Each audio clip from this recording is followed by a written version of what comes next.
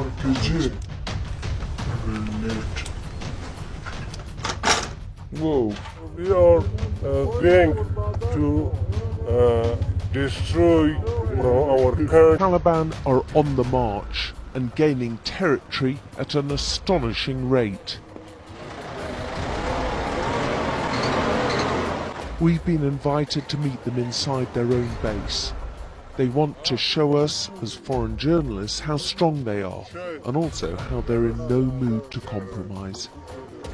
The departure of the bulk of the American and other NATO forces has emboldened them, and they smell victory. One commander in Wardak province told me they would never work alongside the other groups in government. As a real Afghan, we would never do that, because they are the people who are killing and kidnapping, who are thieves and who are corrupt, so we'll never work with them.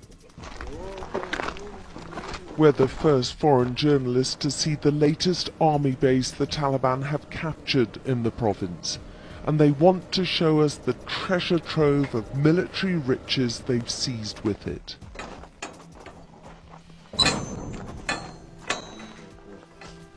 Many of these boxes supplied by the Americans hadn't even been opened before the Taliban got hold of them. RPG. Whoa.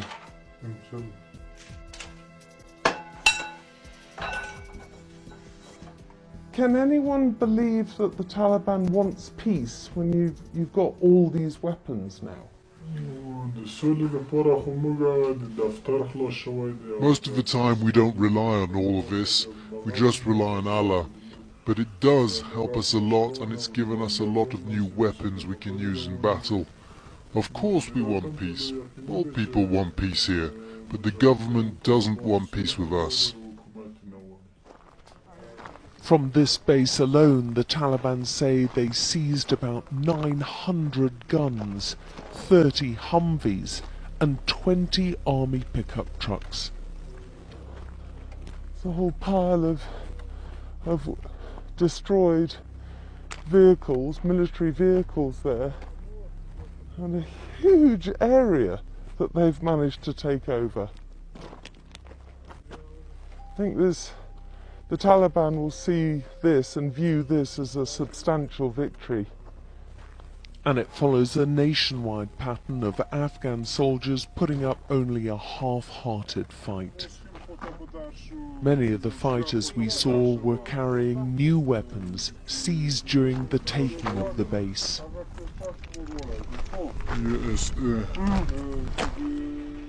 The white flag that signifies the Taliban takeover is flying in large swathes of the country right now, and they're creeping closer to the capital.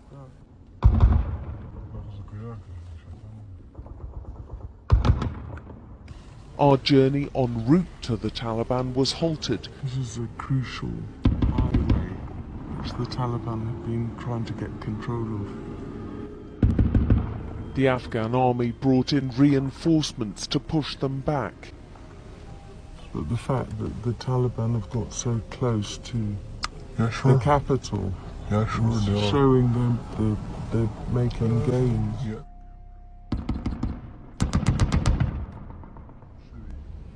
The Taliban are winning the propaganda war, able to plant and detonate roadside bombs with few reassurances from the government about how they're going to regain control. Instead, in Taliban-controlled areas, they blame the Afghan National Army for injuries and insecurity. We saw no women at all out in public, although the Taliban insist they've progressed and want their girls educated. Do you all welcome the Taliban being here?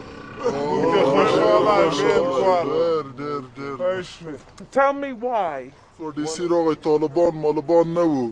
Because it's so much safer now. The Taliban have brought us security and peace, he says.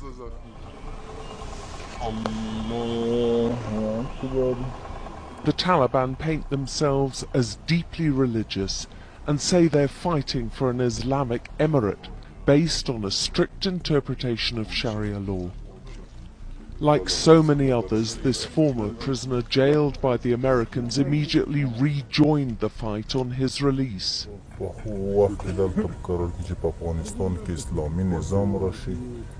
only thing that will persuade me to put down my gun is if there's Islamic law here, based entirely on Islam, and the government is run according to Islamic rules. The Taliban resurgence appears to have real momentum, and that's worrying for the Afghan government and its international allies, who are now watching all the military hardware they handed over ending up in the hands of the group they're meant to be used against. The government is seen as weak and deeply unpopular in areas, particularly where the Taliban have managed to take a hold. Can you work with any of them? They are nothing, anything. They are nothing. We are going to destroy our country. They come, they bring bad situation for Afghanistan, for our people, for our civil lives, for our country, for our schools, for our hospitals, everything. They're destroyed. And this while peace talks are meant to be ongoing. And all the while the Taliban seem to be growing stronger, and that will surely lessen their desire to do any deals.